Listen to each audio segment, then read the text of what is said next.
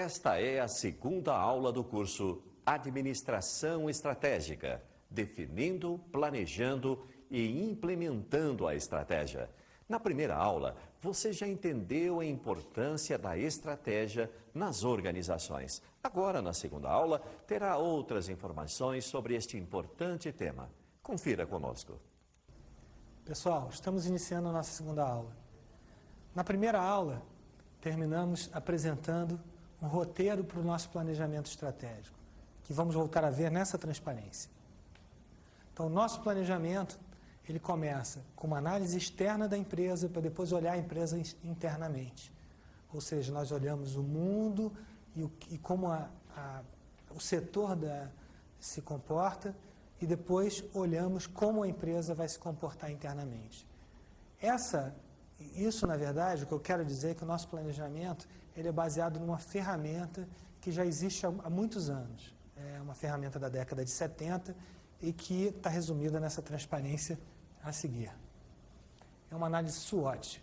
SWOT quer dizer forças, fraquezas, oportunidades e ameaças em inglês. O nosso planejamento é uma grande análise SWOT, por quê? Nós vamos determinar oportunidades e ameaças, ou seja, onde a minha empresa pode se aproveitar e o que pode prejudicar a minha empresa em função daquilo que ela sabe fazer. Essas oportunidades e ameaças nós vamos tirar daquela análise externa que nós fizemos.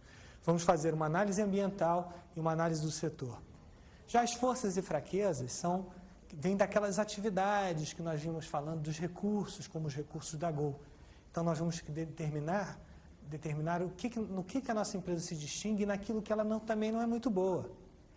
E essa análise, então, o que significa? Combinar essas forças e fraquezas com essas oportunidades e ameaças, e, sobretudo, as forças com as oportunidades, para buscarmos estratégias que alavanquem o nosso negócio, que nos facilitem a alcançar nossos objetivos. Por que usar uma ferramenta tão antiga?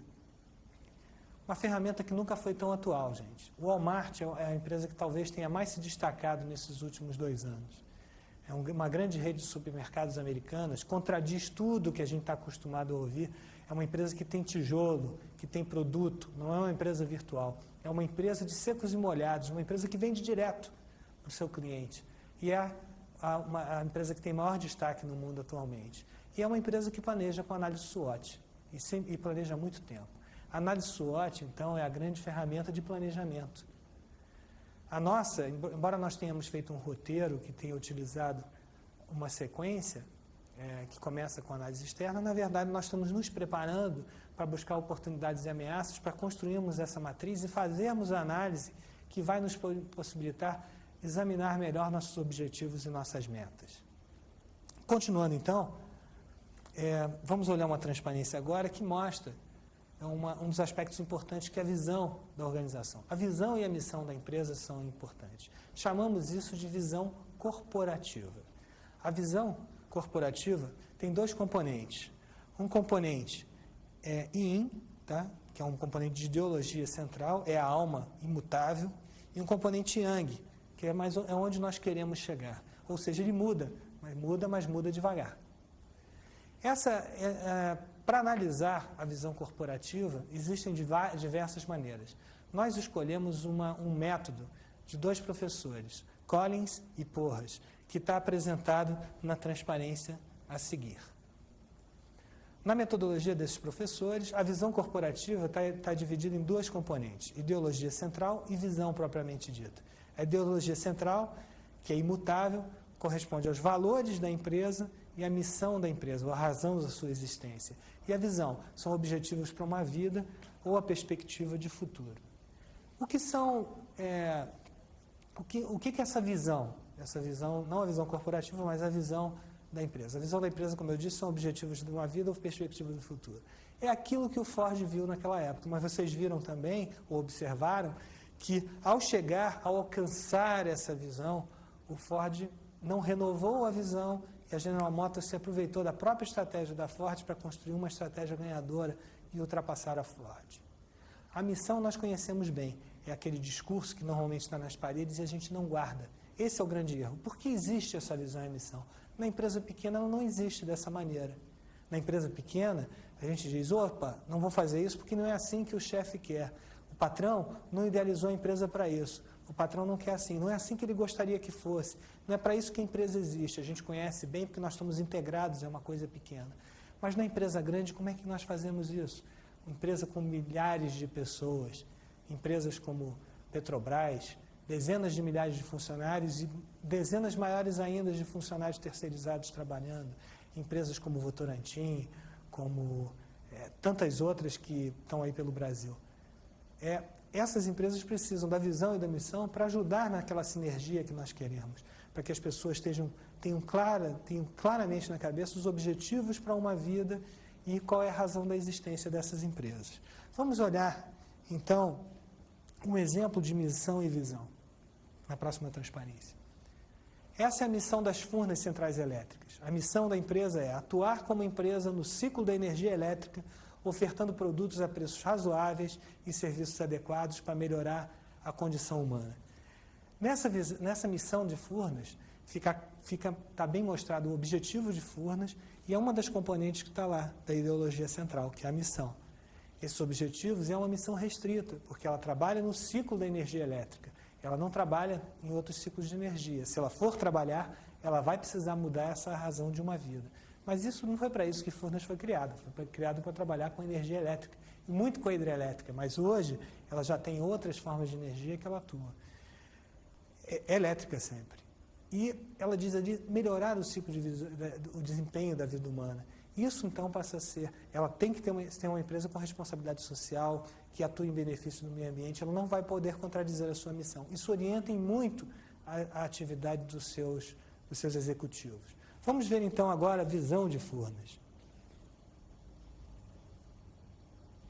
A visão de Furnas é ser a empresa de excelência no ciclo de energia elétrica, contribuindo para o bem-estar da sociedade, desenvolvimento tecnológico do país e proteção do meio ambiente. A visão de Furnas, ela tem um tempo. Ela vai acontecer num determinado tempo. Um dia ela vai ser a empresa de excelência. E ao ser a empresa de excelência, ela vai ter que construir uma nova visão. Então aí, pessoal, a gente está vendo uma diferença clara entre visão e missão. Visão é um objetivo para uma vida. Tudo bem, pode acontecer em 40, 50 anos e é melhor que aconteça. Eu vou perseguir aquilo até chegar lá, mas eu vou chegar. Ao chegar, eu tenho que pensar numa nova visão. A missão não. A missão é a razão da minha existência, a essência da minha empresa. Essa é imutável. Essa vai permanecer por muito tempo. Se eu tiver que mudar, vai ser complicado. Então, a primeira parte do nosso planejamento seria dar uma verificada nessa visão e missão das empresas, verificar essa visão e missão. Agora, iniciando nosso planejamento, depois de ter verificado a visão e missão, depois de ter o status atual da empresa, onde é que ela está, quais são os resultados dela, nós vamos começar a fazer uma análise externa, começar pelo mais genérico para depois chegar no específico, que é a parte interna da empresa e seus objetivos. Vamos começar então por olhar o ambiente que cerca a empresa. Vamos olhar a próxima transparência. Nessa transparência, nós estamos mostrando a empresa e o ambiente que a circunda. Podemos ver que a empresa está representada por uma fábrica em que entram matérias-primas e saem produtos acabados. E o ambiente que a circunda é o mundo.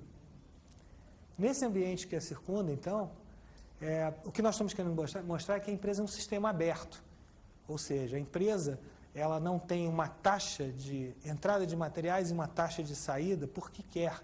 Ela precisa de demanda. Ela é influenciada por legislação, ela é influenciada por fatores econômicos ou sociais, ela é influenciada por diversos outros fatores que vão afetar seu desempenho. Sendo assim, ela é um sistema aberto. E sendo um sistema aberto, a análise do ambiente tem que ser considerada, ou seja, eu tenho que olhar tudo o que acontece do lado externo da empresa. Vamos dar uma olhada nessa transparência que vem agora, em que nós vemos uma análise genérica de ambiente. Nessa análise do ambiente genérica, nós vamos olhar fatores econômicos, fatores tecnológicos, fatores socioculturais e fatores político-legais. Fatores econômicos, por exemplo, a tendência inflacionária do país ou a taxa de juros vai influenciar o desempenho de muitas empresas e da maioria das empresas. Esse fator tem que ser levado em conta no planejamento estratégico da empresa. Olhando de novo a transparência, temos fatores tecnológicos. Os fatores tecnológicos também vão influenciar as empresas. Numa empresa como essa que nós estamos, simplesmente novos equipamentos e novas tecnologias têm que ser considerados, podem inviabilizar o negócio. Em outras empresas também, empresas de computadores e até outras tecnologias que venham a acontecer em paralelo com os setores. Olhando a transparência novamente, nós temos fatores socioculturais. Fatores socioculturais são muito importantes para vários negócios, sobretudo para os serviços e para diversos negócios. Imaginando, por exemplo, nós temos uma tendência hoje, que vem da globalização, de valorizar determinados grupos e determinados nichos. Nunca se ouviu tanto música brasileira, não quer dizer que tem gosto para todos os gostos, a música pode ser considerada melhor ou pior, mas nunca se ouviu tanto música brasileira. Quando o país era mais fechado, nós ouvíamos mais música estrangeira. Isso vai afetar diversos negócios, por exemplo, o negócio das gravadoras. Voltando à transparência, fatores político-legais, ou seja, fatores político-legais também vão afetar o desempenho das empresas, a legislação como um todo.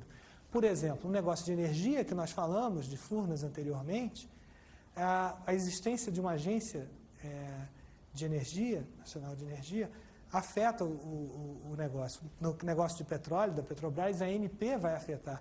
Existem regulamentos que vão afetar. Esses aspectos econômicos, político-legais, sociais e tecnológicos têm que ser considerados quando vamos fazer o nosso planejamento estratégico. Então, nós temos que examinar o que está acontecendo e descobrir a partir daí, destacar o que vai nos influenciar mais e descobrir a partir daí oportunidades e ameaças. Um outro aspecto que deve ser considerado, nós olhamos o ambiente, e o ambiente em relação à nossa estratégia, à nossa empresa, mas nós também temos que olhar outro aspecto. A nossa empresa, em geral, está dentro de um determinado setor. E esse setor, ele varia de comportamento. Tá? Ele varia de comportamento entre os concorrentes, entre os fornecedores, etc. E ele afeta a nossa empresa. O Porter, que é aquele professor que eu comentei antes de Harvard, que é um grande estudioso de estratégia, ele divide o desempenho de uma empresa em dois componentes. Uma componente que vem do setor e uma componente que vem do desempenho da própria empresa. O que isso quer dizer? Quer dizer que uma parte do nosso lucro, por exemplo, tá, é inerente ao setor. O que eu posso dizer que, por exemplo, o setor de indústria farmacêutica tem uma determinada lucratividade média. E o setor de siderurgia tem outra lucratividade média. Poderia até dividir melhor esses setores. Indústria farmacêutica de produtos éticos, produtos com receita, tem uma determinada lucratividade média mais alta. Indústria de genéricos tem uma determinada lucratividade média mais baixa. Mas eu estar no setor implica que eu vou ter uma determinada lucratividade média. No entanto, esses setores, se nós formos plotar os resultados dessa empresa, por exemplo, a lucratividade, nós vamos ver que existem empresas farmacêuticas que têm mais lucratividade que outras e empresas que têm menos. E algumas estão acima da lucratividade desse setor, outras abaixo. O que faz com que essas empresas tenham lucratividade acima ou abaixo do setor?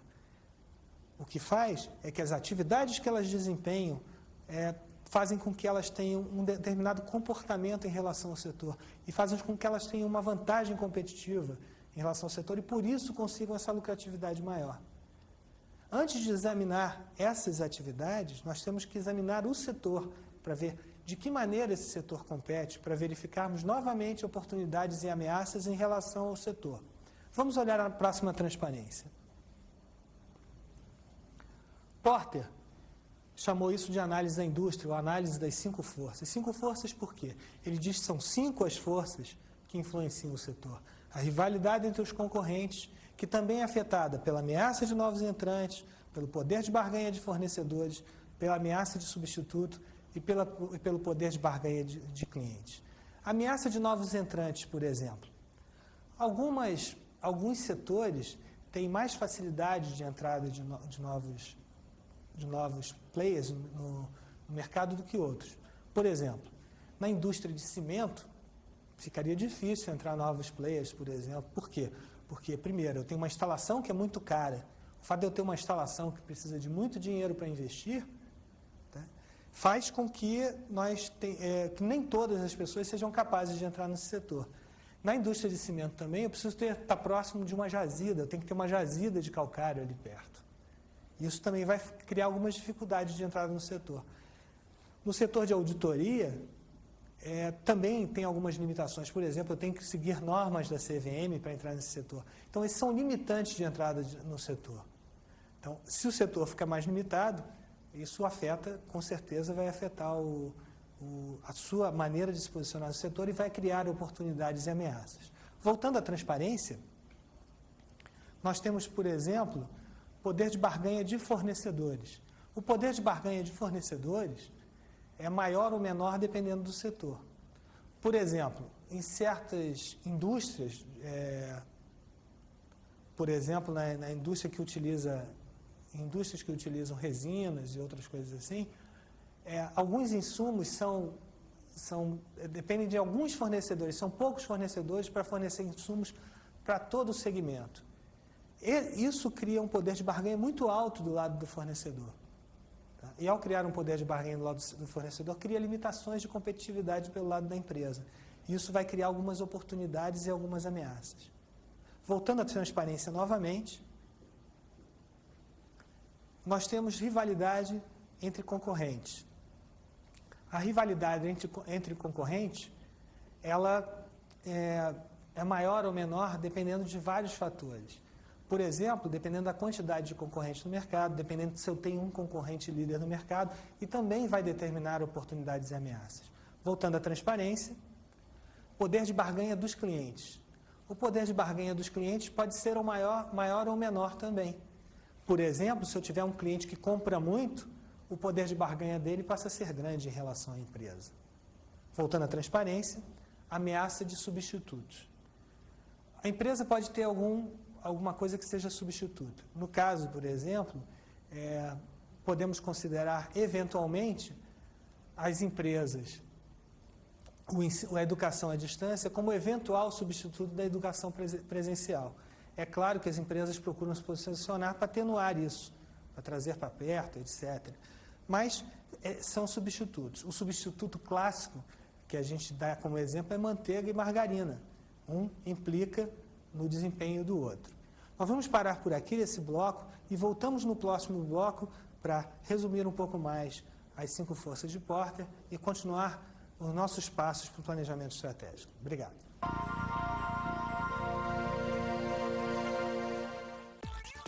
Se você precisa mais informações sobre este curso, acesse o site www.dtcom.com.br. Neste ambiente, você encontra novas ferramentas que lhe ajudarão no processo de aprendizado e crescimento profissional. Além dos links relacionados ao tema da aula, o site apresenta uma avaliação do aprendizado, salas de chat com especialistas e suporte através de tutores e monitores. As salas de interatividade permitem o contato não só com os colegas, mas com os monitores, tutores e muitas vezes com os próprios palestrantes. Use também nosso DTCOL 0800 703 3180. Neste número, além das informações que você precisa, a DTCOM disponibiliza suporte técnico e de internet, gerenciamento de contas, qualificação e atualização do banco de dados, o televendas e vários outros serviços. O atendimento pelo DTCOL é de segunda a sexta, das 8 às 20h30 e aos sábados, das 10 às 16 horas. Rede DTCOM, líder em conhecimento corporativo.